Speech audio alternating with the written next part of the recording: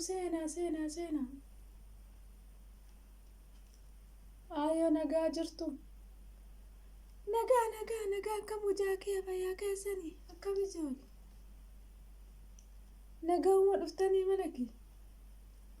Aayoo leenjii ispoortiitu jira guyyaa boruu isin hundinuu akka itti baatanii ispoortii hojjettaniiti kunoo diinni nu marsee jira shanii fooyyaaneenii nu fixuuf gajjettee jirti mana keessan dhufanii akka isin hin miine akka qabeenya keessan dhufanii isinirraa saamne ispoortii hojjettanii booda qawween isinii kenname akka dallaa keessan isaan hin dhufne ofirraa teessitu.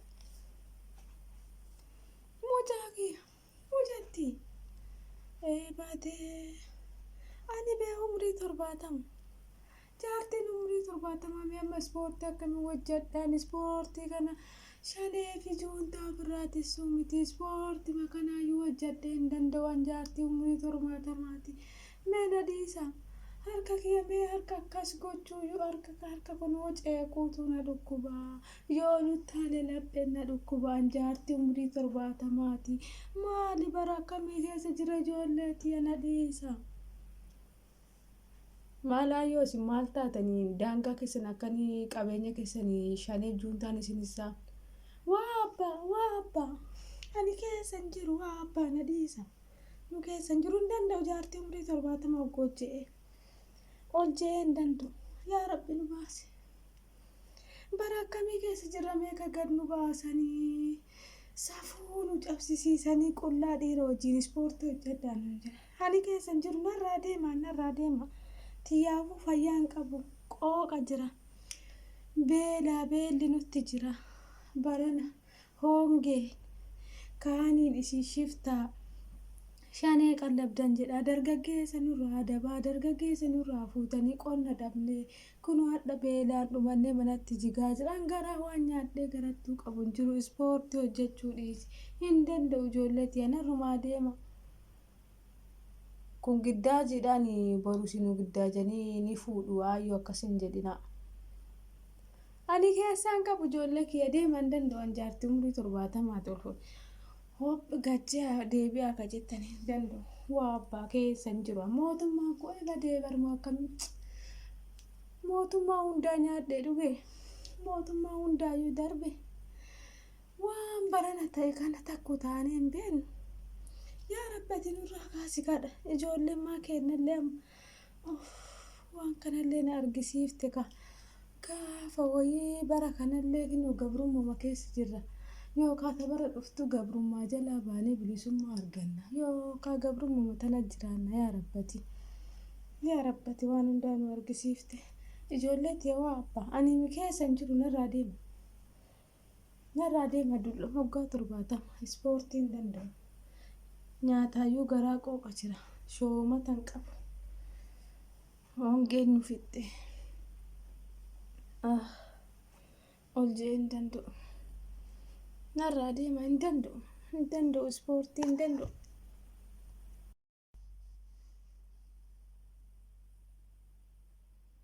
Eenyuudha seenaa ijoollee habuu akkam nagaa jirtaayi.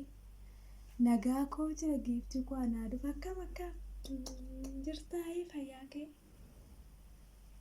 naguma jira kaamucayyoo koo naguma jira naguma jirtaayaati maaf adda akkasitti immoo suu yaadee bilbilli kanallee hojjetu mucayyoo siif dawwaltee turte beera. Habuu koo hojiitu baay'ee baa'atee har'a hojii tokkoof dhufee kan deemuu ofirraa.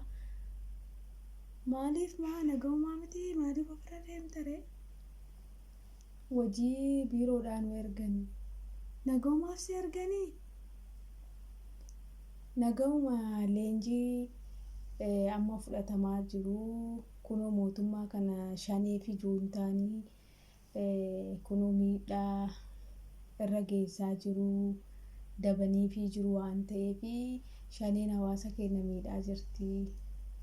Juuntaa wajjin taate waan ta'eef hawaasni keenya gabbaanii leenjii fudhatanii qe'ee ofii akka tissanii booddee ispoortii dalaganii qaama ofii jabeeffatanii booda qawweenis ni kennamaa fi mana ta'anii daangaa ofii akka tissatanii fi Maal jetta mucayyoo koo? Leenjiin maalii ispoortii moo hin danda'u ree maaloo namni kennammoo?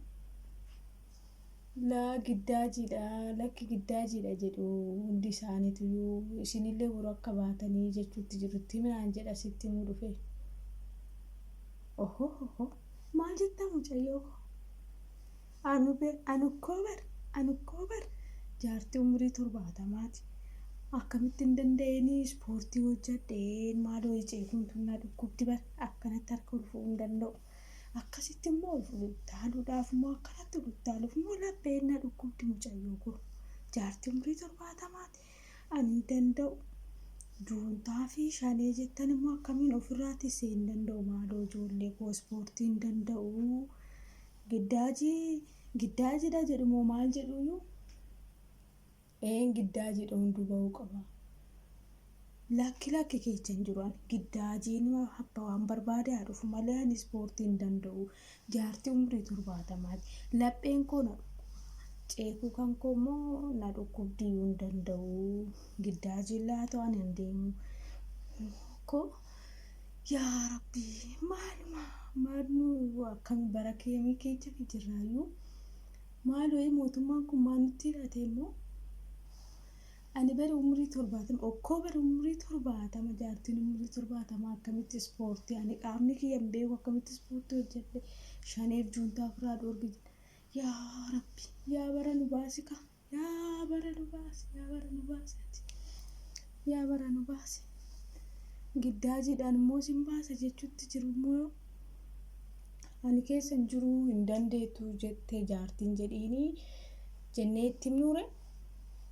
Dhaqaatii itti himaa ani hin danda'u jaartii umurii 70 ispoortii keessa narraa dhaabaa hin danda'u ceekuun na dhukkubdu akkasitti ol utaalee hin danda'u immoo lapheetu na dhukkuba. Juuntaa fi shaneen keessan isin haa jiru dargaggoo isinii kennaa jira dargaggoo guddiin nurraa fuutan maaloo ilma kiyya narraa fuutanii waraanatti hin ergine innuun gaa bakka ani hin danda'u jaartii umurii 70. Ukkoo maal jechuudha mootummaan kun immoo waan hin taane kan nutti fidu.